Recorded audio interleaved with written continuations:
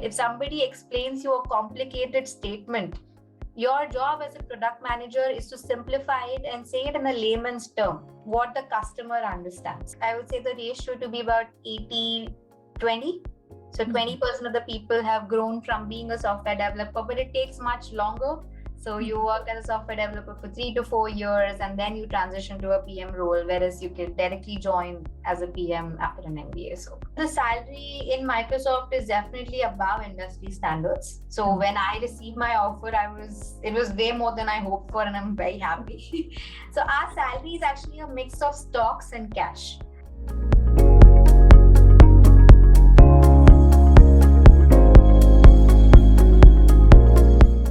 Are you one of those people who have shortlisted management and business as their path, but have yet to decide on their role or want to change it?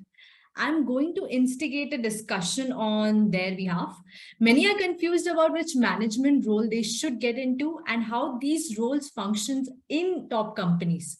So this series is all about people out there who are trying to choose which role they want to get into, or maybe want to switch to a different management role because they are not enjoying the current one, or maybe they want to compare their own role with the same role in a different company. Today, we are going to focus on a specific role, which is product management in a specific company, that is Microsoft, looking through the lens of Miss Akshaya Prakash. She's an engineer who did an international MBA from SDA Bocconi, ex-EY, and currently working at Microsoft as the product manager. Great having you here, Akshaya. Great to be here.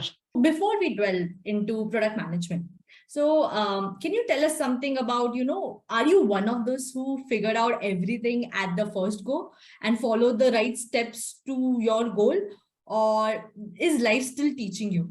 So to be very honest, I've always been a take a shot in the dark kind of a person. So I've never planned anything, and till date, I make multiple mistakes, and every day I learn my lesson. So definitely not those, planned everything and taking the right step forward kind of a person. So did you ever aim to do MBA specifically? So actually, I in fact decided to do engineering itself on a whim, right? I in fact joined a BSc IT course in Mumbai initially, and just for the sake of it, I gave an NMAT entrance exam, that is NMIMS entrance exam in Mumbai. And somehow I got through, luckily.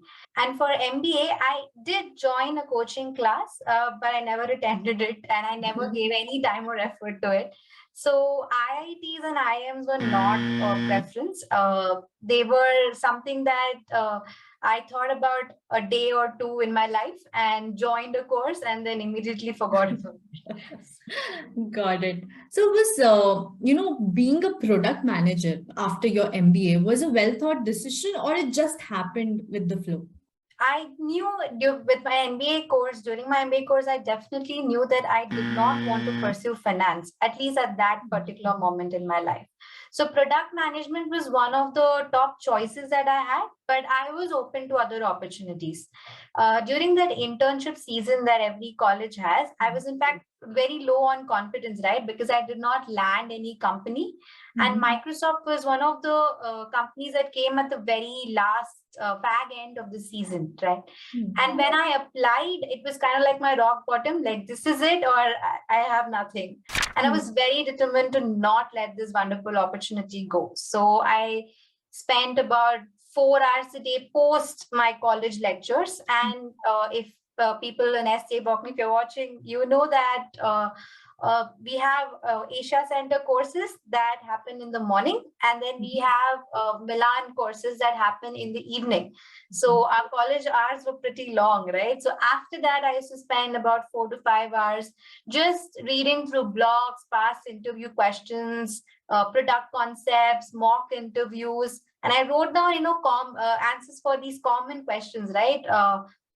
Describe yourself, or what are your strengths and weaknesses, because I wanted to create that first impression. Impressions last, trust me, especially in interviews. So these are the questions that actually matter to them. How are you making a difference from other candidates? So I prepared a lot, and post that we had like 5-6 rounds of interviews, and it was a mix of case studies, technical questions, HR questions.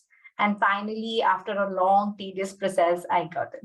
Can you maybe explain us what a product management role is like? Do you have some specific knowledge of a product, or do you need it, or how does this work? How do people make you fit for a product management role? For me, it was more of learning on the job, especially in Microsoft.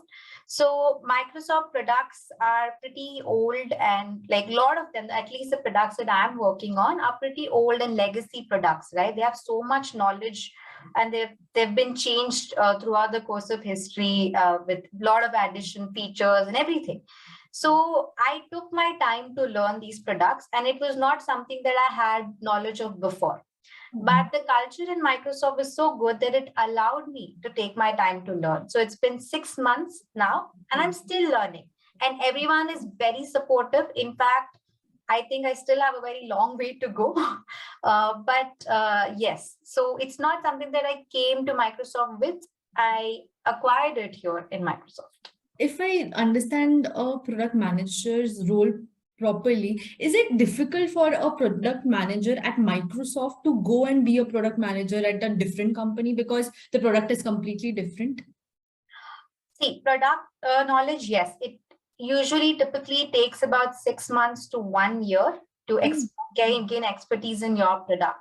I won't say it's difficult because the underlying skills are the same.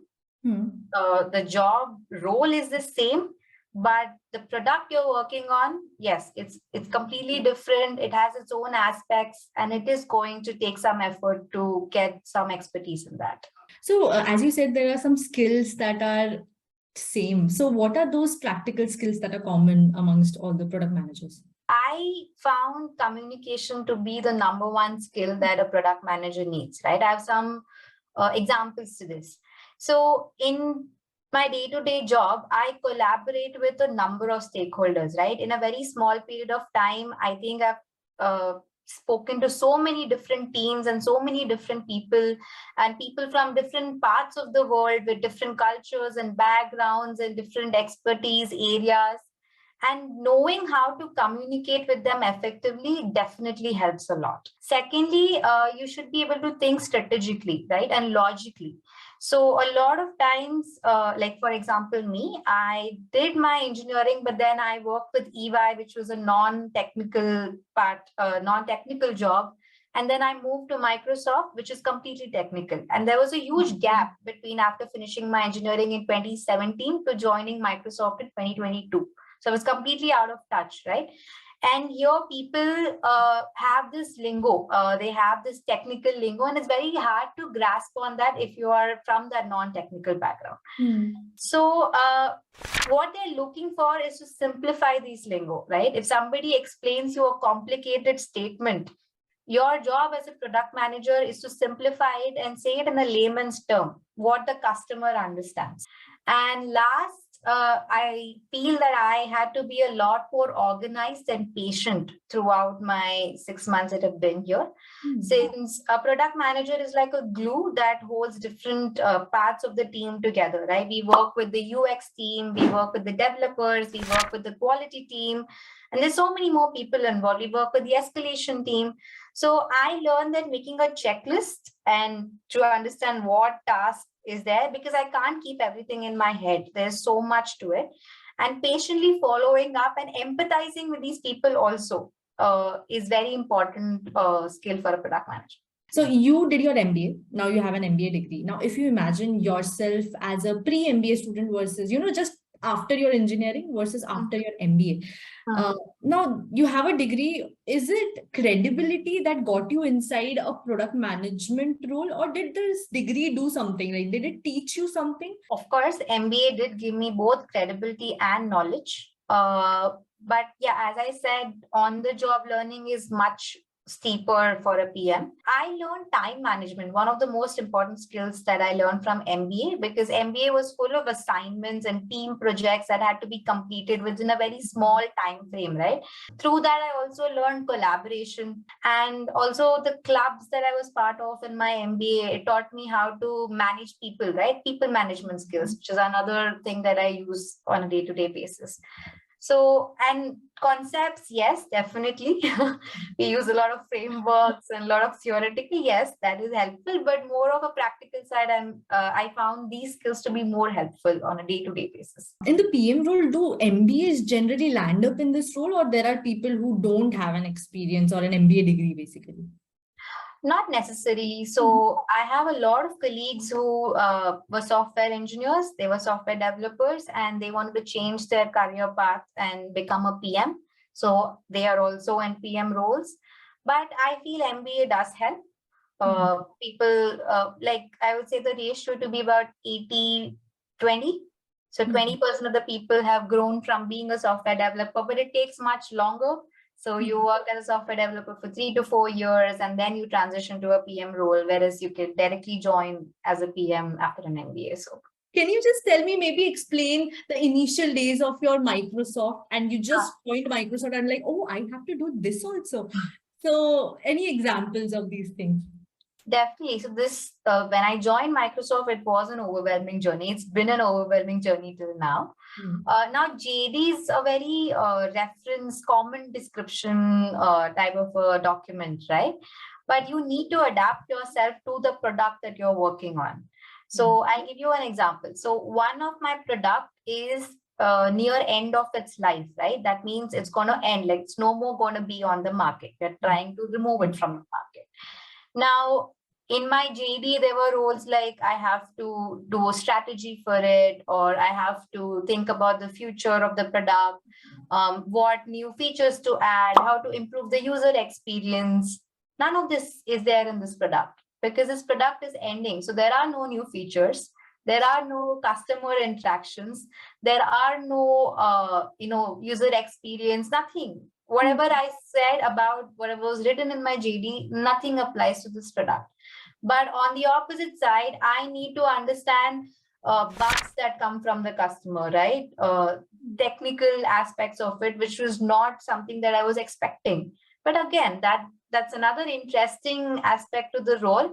Anything that other people can't solve comes to the PM. If you had to explain maybe a PM's role throughout a week or a day. So most of the days I write specs, product specs. So it may be for a new feature. It may be for an old feature that we want to improve, anything of that sort. There are a lot of unblocking team members, right?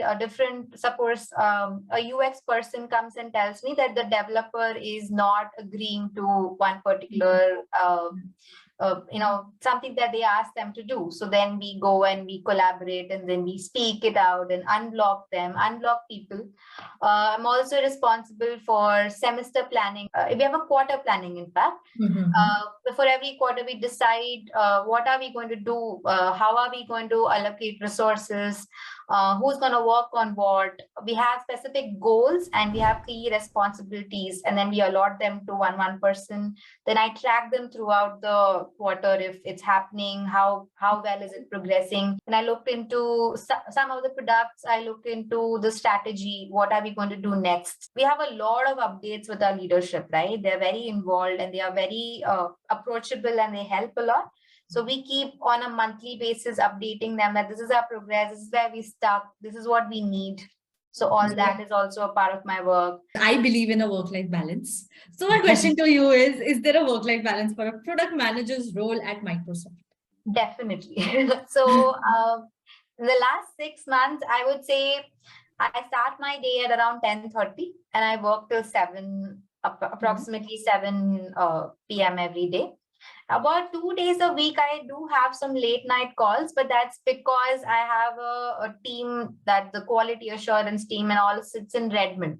So when it's their morning and when it's my night is where we can meet, because you have a 12-hour gap, right? So as long as you finish your work, nobody is looking if you're working from 9 to 5 or are you working late nights. Nobody's keeping an eye on you. Yeah. You just give your work within the specified deadline. That's what matters. And I don't need to work on weekends unless it's something urgent, but it hardly happens. And I think that happens in every company. So yeah, work-life balance is definitely there. Where do you see your career heading towards? What is the career trajectory that right now you're a PM? So what is there over and above this from you? I'm currently a project manager 2. That's the level we have in Microsoft. It starts with 1, 2, and so on. So I've observed that Microsoft rewards generously if they see potential. And I'm observing that people have moved quite quickly in their career if they're stuck to Microsoft. And being a global name, it's also easy for other companies to see or hire you. Not that I want to shift, but yes, I see the brand name has a value. So my goal is to reach a senior PM at least in the next 5 years or so. How is the salary structure? Like, if I want to ask in a startup, what I've seen, there's one PM for one product. And versus there are so many hierarchical stuff. So how does the salary also grow at Microsoft? I think that the salary in Microsoft is definitely above industry standards. So when I received my offer, it was way more than I hoped for, and I'm very happy. So our salary is actually a mix of stocks and cash. Right? Microsoft stocks and cash. And we have a saying, rest and vest. We get bonuses at end of each year, and you also get rewards. So depending on how your performance has been throughout the year, you're rewarded accordingly. And then there are also salary hikes. And if you get a promotion, then there are stock awards to you also. As I was asking you this only, that product managers have to be a bit specific on a specific product. And it's good if you are in Microsoft throughout your journey, then you would know your product very well as it grows. But if someone wants to change this direction, so whatever skills that you have gathered through product management, maybe not the specific product, but as you said, the communication part and all these things. So what do you think, how will a person shift from product management to something else? Are there any other options that you can look into or think about? Honestly, I have found that I've started approaching problems with a different mindset, right? Something that Microsoft has taught me. So initially, when I see a problem, I immediately start solving it.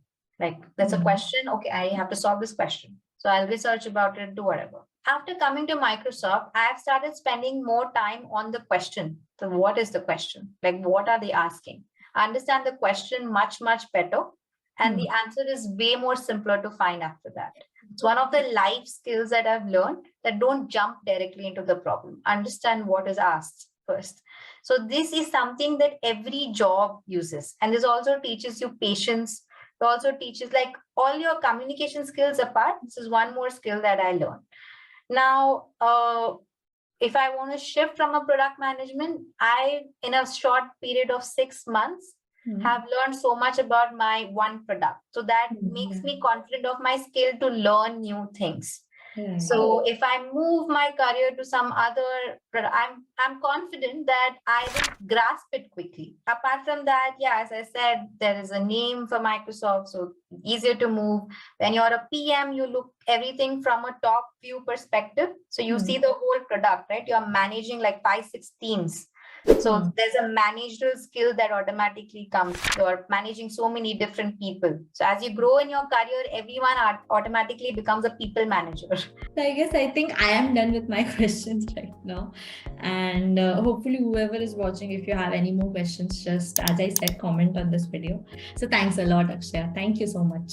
Thank you for having me.